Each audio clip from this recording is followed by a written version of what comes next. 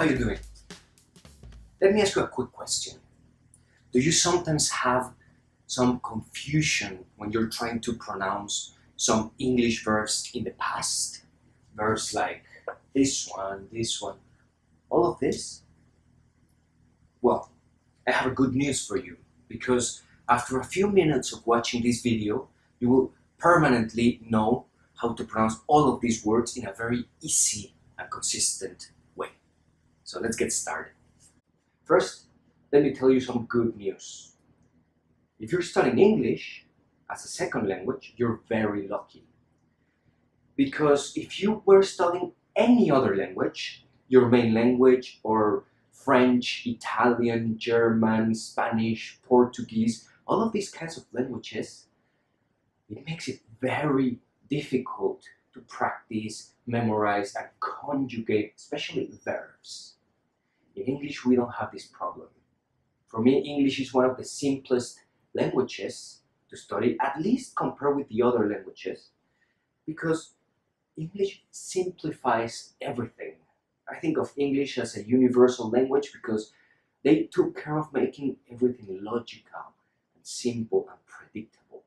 Not everything, but many things. Let me give you an example. My main language is Spanish, so I will use Spanish, but the same case applies for the French language, German, Italian, Portuguese, all of this, all right?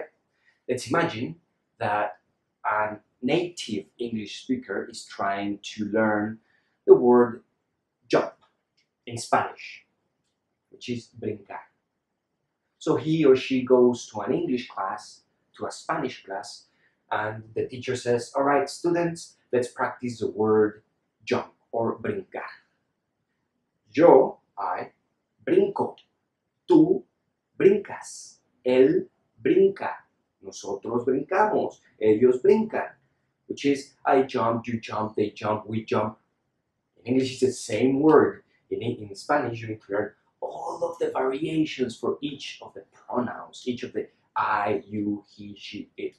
Now, in the past, yo brinqué, tú brincaste, él brincó, nosotros brincamos, etc. Again, for the past, you need to learn another set of variations just for the verb to jump. Now, that's not the only thing.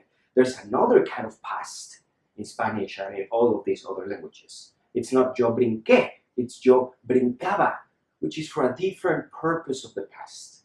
In the future, yo brincaré, tú brincarás, right? Yo brincaría. There's many variations for one verb, depending if you're talking about he, she, we, I, past, present, future. So you can imagine a native English speaker trying to learn any of these languages. It gives them a headache, right? We don't have that problem, luckily, because, well, let's practice with the verb jump. I jump, you jump, they jump, we jump, he jumps. So if you only remember that you need to add the S in the present when you talk about a he or a she or an object, an animal, an it, he jumps, she goes, we jump, but he tries and I try. Right? Just remember to add the S and that's it. All of your conjugations for all the verbs in the present in English, you don't need to memorize or practice anything else. The same case for the past. Most of the verbs in the past in English finish with ed, right? We call them regular verbs because, well, they're regular. You just add the ed and you're speaking in the past. And this is the same for every conjugation you make. I jumped, he jumped, we jumped, they jumped. You don't need to change anything for any person. So that's it. You don't need to learn all of these variations. You just learn that the ed is added to the end of the verb and you did your work. You can conjugate, you can speak in the past. Simple, right? Now, this is really simple, that's right, but we sometimes get confused because we don't pronounce the ed normally. We have different ways of pronouncing all the verbs that finish in ed, depending on their ending. So let's learn that really quickly. You ready? Rule number 1. Just don't pronounce the E. That's a general rule. So when you're saying words like the past of close, eliminate the E and it will sound like closed. Repeat with me. Closed. The same thing with opened. Right? When you say open it, close it, it sounds horrible. So don't do that. Eliminate the E in most of the verbs that finish in ed. So how do you pronounce this one? Right? Are you saying called? I called you yesterday. That's pretty good, huh? Look at the difference. I called you yesterday and I opened the door and then I closed it. I don't like it. So I called you yesterday and then I opened the door and finally I closed it. So that's it. Generally, just omit the sound of the E. And that's it. Now, take a look at a word like work. Try to say it in the past. You might find that when you say worked, actually the K and the D don't connect so well in the mouth. Worked. It's a little difficult. So what do? We transform the D into a T. So the sound is worked. Say it again. Worked.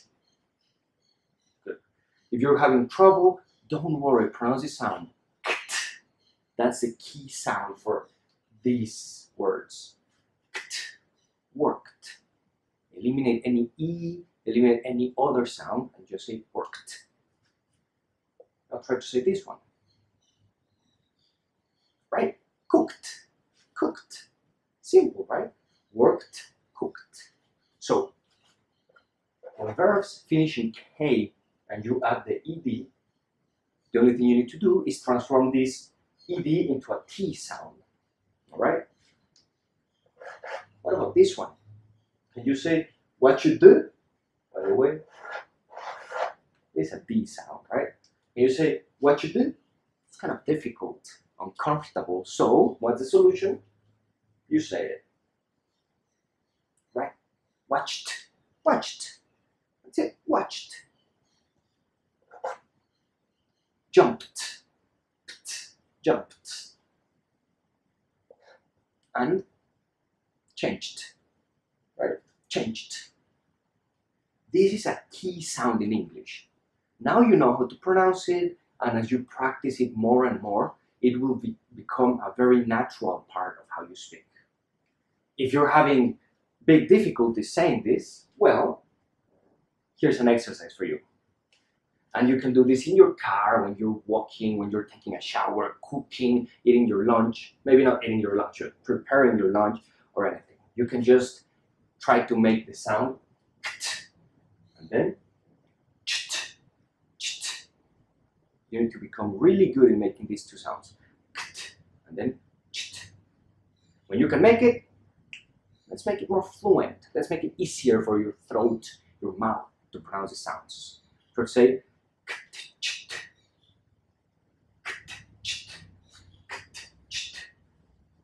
and then when you're comfortable with it, just keep going. Let's make some music with your mouth, with your English.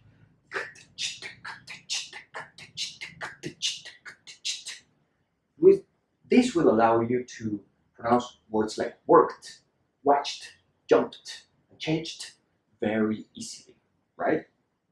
Good. Now, what is the past of want? Right here. Now, if you apply this, want to do, it doesn't sound right. It's difficult to pronounce. Want to do, it's even more ridiculous, right? So what's the solution?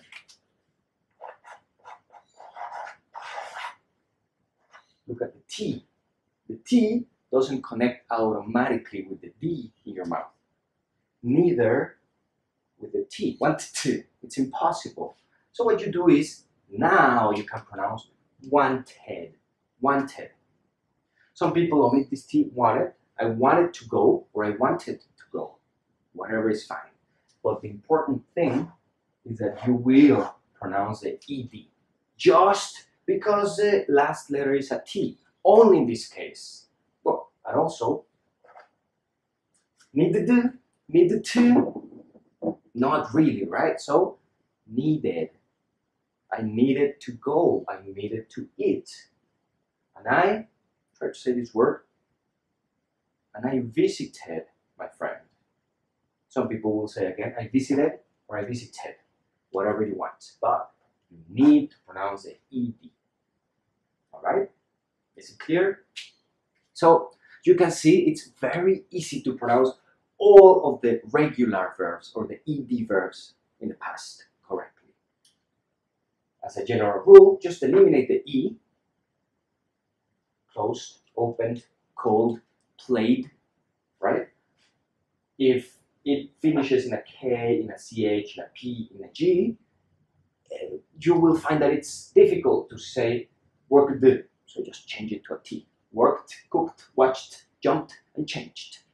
Finally, if the verb finishes in a T or in a D, then it's okay to pronounce the ed. Wanted, needed, visited. All right. So let's make a sentence so you can keep practicing this. You don't need to memorize this, to study this, to take notes. You just need to create one sentence using one of these words, and you can repeat the sentence many times during your day, during your drive to work, when you have some free time. 20 seconds is more than enough every day to really internalize this and apply it correctly. You don't need hours of studies, hundreds of dollars in English classes. Just take 20 seconds with a very simple but very effective sentence to practice it. For example, I closed the door and I worked because I wanted to go. It can be any kind of sentence. You don't need to create a logical or perfect sentence. Just take 3 words and put them together so you can practice it. I called you and then I jumped when you visited me. And that's why, and that's how you will internalize this simple way of pronouncing most of the English verbs. I hope it helps you, and I hope you like it. I'll see you next time. Bye-bye.